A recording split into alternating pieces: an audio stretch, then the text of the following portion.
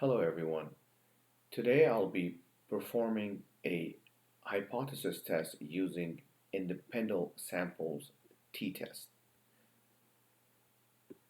So we have two hypothesis statements. The first statement is the null hypothesis. In other words, a generalized statement that's been accepted by the majority, or depending on how you define it. So the null hypothesis states about that the heights of nationals from Puerto Rico and Dominican Republic are not different. In other words, it claims that people from both of these countries have the same height. So we provide a counterclaim to this by introducing our alternative hypothesis, which claims that the height of the nationals from these two countries are different. In other words, people from these countries have different heights. Either their heights are greater or lower than one from another. The type of test that we will be performing is called the independent sample C test, but it will be a two tails test. In other words, we will be either We will be looking at either the right side of the tail or left side of the tail. Our alpha or level of significance is zero point zero 0.05. Since this is a test related to social science or socioeconomic economics, we will be we will we designate the cutoff point to be at zero point zero 0.05. So any p-value below this will be qualification for rejection of the null hypothesis. So first thing first, we're going to go ahead and import the data onto R. And so make sure that you have the read Excel library depends on the type of data source. In my case, it's an XLSX file, so I'll make sure that I have the read Excel library activated, and then I'll import the data set, which is already imported here. I will make sure that I attach the variable so that I don't have to write the field name every time I write the code. So before we do the test, we have to make sure that the data distribution is normal because this is a parametric test.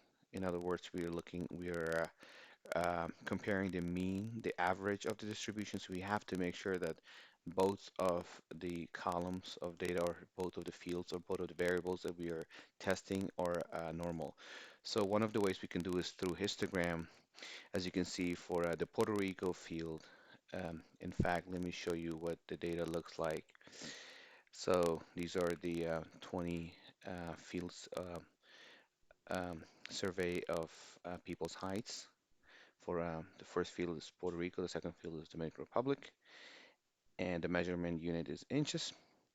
So the distribution for Puerto Rico heights is looks like this. It's not it's kind of it's very close to being a normal distribution.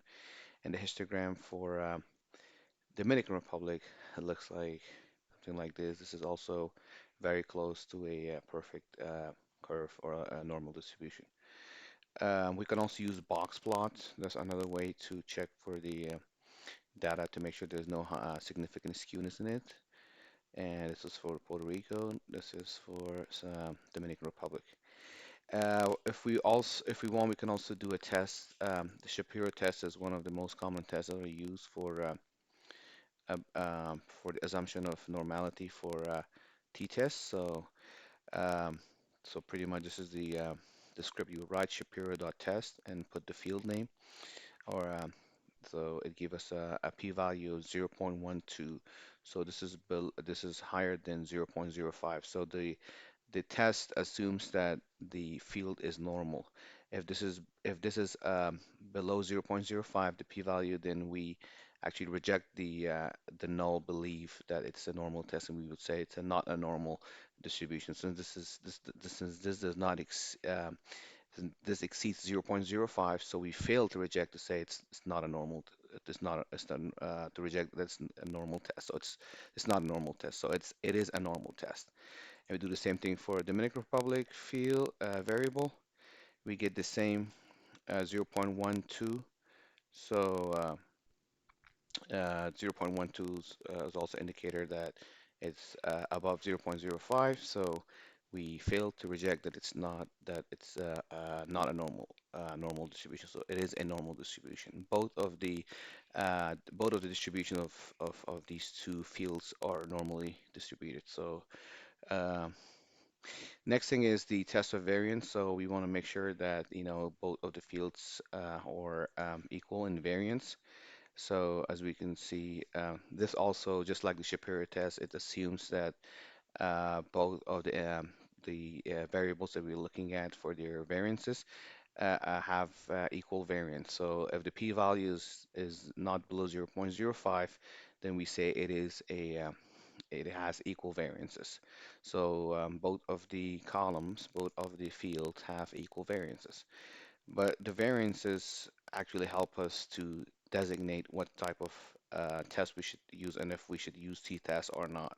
So in this case, since it has equal variances, we will move on to t-test. I'll have a separate video on variances and distributions and standard deviations on a separate occasion. But the last part is to run the test, the t-test. So the t-test, this is a script t.test, and you'll put the first variable, then comma, the second variable, and lastly, you will put the paired as false because although these are two independent samples, but they're not paired samples. So I'll have another video on pair samples t-test. So we always make sure that we add in there so that R knows that we are not looking at paired samples. Um, in other words, it does not come from the same source. These are independent samples. And the variance equality variance is true because we designated here that it has equal variances. So once we run this code script, we will receive the result. So the result says that with a degree of freedom of 38, which is the total number of counts of records or rows, or data, we have a p-value that's actually above 0.05. As we designated here at the beginning, a cutoff point of 0.05, since this result, the p-value is above 0.05, we actually fail to reject the null hypothesis. In other words, we fail to reject this hypothesis. We accept this hypothesis that the heights of the nationals from Puerto Rico and Dominican Republic are not different. They're the same. So also the R also gives you a very brief description of your test. As it says here, alternative hypothesis, true difference in mean is not equal to zero.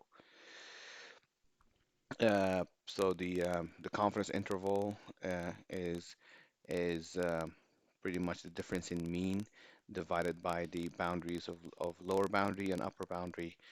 I'll have a separate video on those. It's a topic outside the scope of this video. And the mean of X, in which case is Puerto Rico is 69.7, and the mean of or the average of Y, which is Dominican Republic, is 70.1. So lastly, we designate that the test result that the independent sample t-test with a degree of freedom of 38 and a t-test value of minus 0.883, maybe rounded to the nearest decimal point. P-value actually not below, but um, yes, in this case, the p-value will be above 0.05. So since it's above the cutoff point of 0.05, we write the statement as such. The independent samples t-test with this indication revealed that there's no statistically significant difference between the heights of Puerto Rican and Dominican nationals. Therefore, we fail to reject the null hypothesis. Although there is a remarkable difference in average height of Puerto Ricans and Dominicans, which in this case is 69.7. In this case, it's 70.1. This difference is not generalizable to the entire population in both countries. In other words, when we fail to reject the null hypothesis, that means the null hypothesis stands as that, the heights are generally the same. So if you run into a person in these two countries and you you look at their height, it's very likely that it is close to the averages that we produce here, and that they're not very different statistically. In other words, we cannot generalize these averages to the overall population of both countries. This is what makes the goal of t-test. I hope this video was helpful. Thank you.